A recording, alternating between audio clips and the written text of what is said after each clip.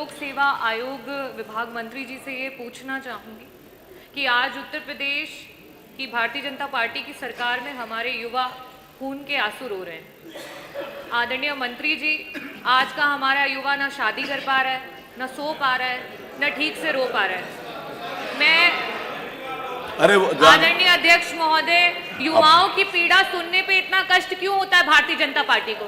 मैं आपकी सरकार से ये पूछना चाहती हूँ और ये बोलना भी चाहती हूँ, युवा आपसे ये कह रहा है कि झूठ से सच से जिससे भी यारी रखें, झूठ से सच से जिससे भी यारी रखें, आप तो अपनी तकरीर जारी रखें।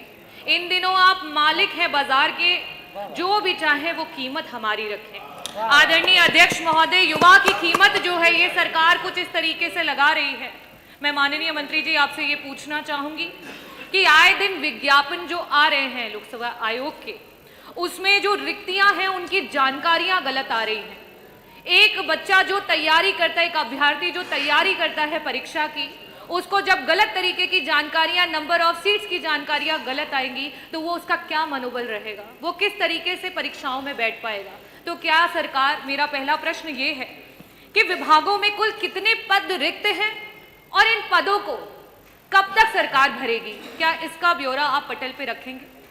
दूसरा मेरा प्रश्न आपसे ये है कि आए दिन परीक्षा का डेट निर्धारित होने से लेकर के आखिरी परीक्षा पहुंचने तक और उसके बाद चयनित होकर के कार्यरत होने तक 2 से 3 साल का समय एक युवा की जिंदगी से चला जा रहा है और इस प्रक्रिया में ना जाने कितने युवा हैं जो ओवर एज हो जा रहे हैं। उनकी उम्र जो है वो बढ़ती चली जा रही है, वो अगली परीक्षा के लिए अपना फॉर्म नहीं भर पा रहे हैं। प्रत्येक भेदभाव को किनार में करते हुए क्या उन युवाओं को आप जो है एज में सीमा को बढ़ाने का काम करेंगे? मेरा प्रश्न ये है आपसे। 2017 से लेकर अभी तक के जो बैकलॉग है सरकार पूरा नहीं कर पाई है, चाहे वो एससी हो, चाहे एसटी हो, चाहे ओबीसी हो। ना तो उन पदों का आंकड़ा या ब्यौरा दे पाई है और ना ही उनको भरने की कोई प्रक्रिया को पूरा कर पाई है। सरकार उन पदों की जो आंकड़े हैं उसको पटल पर रखेगी और कब तक उनको भरेगी, इसके बारे में पूछना चाहूंगी। जिस तरीके से आपका यूपीएससी एग्जाम कराती है, पुरानी सरकार समाजवादी पार्टी में जिस तरीके से परीक्षाएं हो रही थी, उस समय आपका माइग्रेशन इन रिजर्वेशन लागू होता था। आज इस समय ये हो चुका है कि एक दलित समाज का, एक ओबीसी समाज का, एक पिछड़े समाज का, एक आपका आदिवासी समाज का बच्चा जो आरक्षित वर्ग के बराबर के मार्क्स लेकर के आ रहा है, लेकिन उसको अनारक्षित वर्ग के मार्क्स को लेकर के आ रहा है, लेकिन उसको आरक्षित वर्ग में डाल दिया जा रहा है, जिसकी वजह से वो आगे की परीक्षाओं में नहीं बैठ पा रहा है। क्या पुरानी सरकारों की तरह आप उसको लागू करेंगे? और मेरा लास्ट का, क्योंकि पारदर्शिता बहुत जरूरी है, इस समय नॉर्मलाइजेशन और स्केलिंग जो है वो खत्म हो चुकी है, अंक बच्चों के दिखाई नहीं पड़ रहे हैं। क्या सरकार इसको पारदर्शिता से लागू करेगी? बहुत बहुत आभार। माननीय अध्यक्ष जी, माननीय सदस्य की जो चिंता है मान्यवर, वो हम आपको मान्यवर बता दें आपके माध्यम से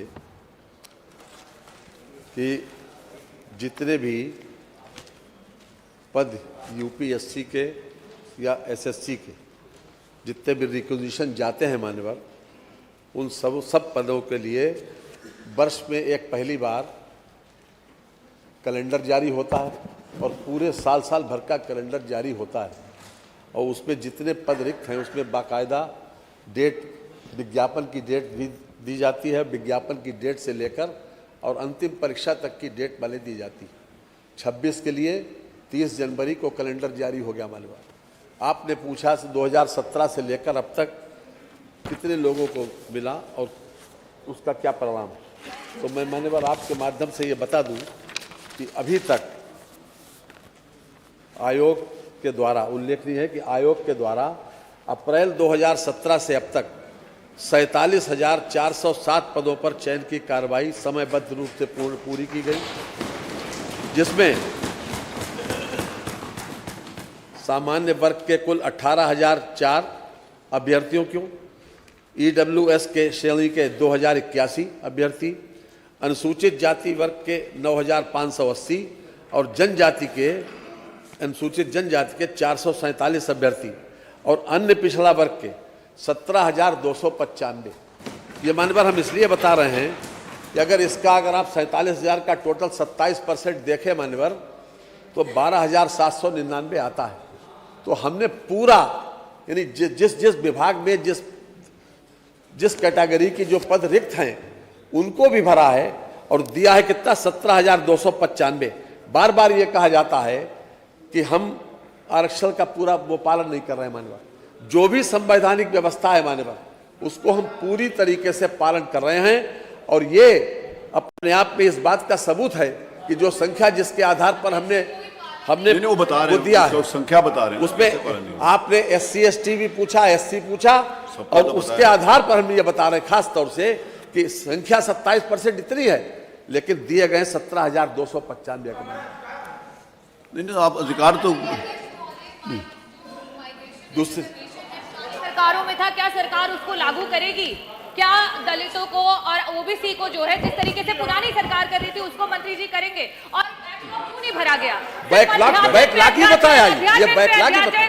मंत्री जी हर विभाग पे अध्यक्ष हैं। हम लोग तो कमिटियों में समितियों में बैठते हैं, उधर के लोग भी बैठते हैं, इधर के लोग भी बैठते हैं। हर विभाग पे सिर्फ अध्यक्ष जा रहा है। कब भर्तियां होंगी? ये प्लीज बैठे, हो गया, उन्होंने जो बात बताया वो इस तरह है। अगला प्रश्न श्री कमाल अख्तर, श्री कमाल अख्तर, श्री कमाल विभागों श्री कमाल अख्तर, नहीं प्लीज बैठिए ना, डॉक्टर आगे बैठिए, this is not the way, please please बैठिए, बैठिए, नहीं विभागों का नहीं, आप ऐसे, मैं इस बात को अलाउ नहीं करता। श्री कमाल अख्तर बैठिए आप, नहीं आप ये कोई जरूरी नहीं है कि आप क्योस करें, प्लीज। अरे बैठो ना, अरे बैठो, अरे आप लोग नहीं, मैं करूँ, अरे आपका काम नहीं है, मेरा काम है। अरे आपका काम नहीं है, बैठो, क्या नाम है, खेत की बैठो, ये मेरा काम है। अरे अब आप हाउस चलाओगे क्या? आपने हाउस चलाना है क्या? आपने हाउस चलाना है क्या? आप सब लोगों ने हाउस चलाना है क्या? अब हम उठते हैं 10 मिनट के लिए।